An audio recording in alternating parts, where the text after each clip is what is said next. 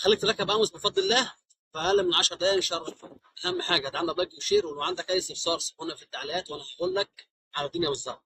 انا عندي طبعا 70 دلوقتي مش محتاجه، ولو متر يبقى احسن. بعض الاماكن مش هيجي معاك اموس على 70، هيجي معاك على متر. ركز معايا في الكلام. كل ما تزيد في الحجم كل ما الاشاره معاك تبقى ثابته في اموس. انا هجيب لك النهارده على طبق 70 منطقه الهرم عندنا.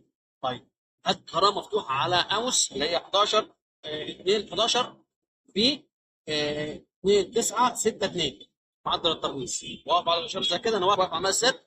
كل اللي انت تعمله هتجيب الاشاره زي كده. التلفزيون بجهاز مبتدئ لسه في فن جديد، ظبط الدنيا ما شاء الله ربنا يكرمك. كل اللي هاجي دلوقتي على الطبق اهو على الناس سهل. هاخد سنه شمال، تمام، مع سنه فوق اهو. سنه شمال مع سنه فوق، مش كتير، هي حوالي درجتين بالظبط.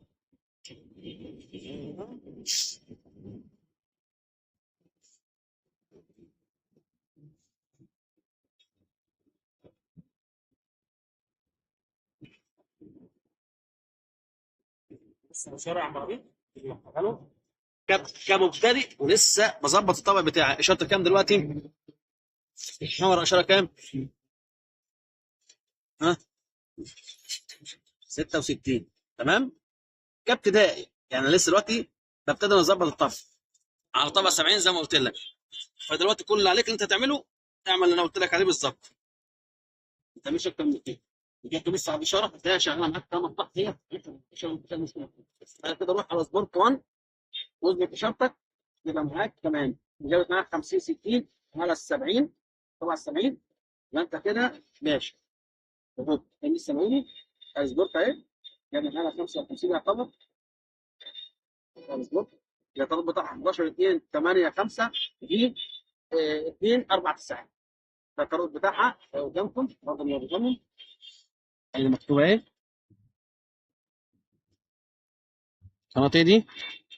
سبورت 1 اهي. الاشاره بتاعتها كام؟ 54. ولسه بنظبط، لسه بظبط. لو قلبت لك القصه دي على طبق المتر ده هتجيب معاك 70 80 مرتاح. مش كده بقول لك اهو. ليه؟ مش طبعا متر يبقى تمام.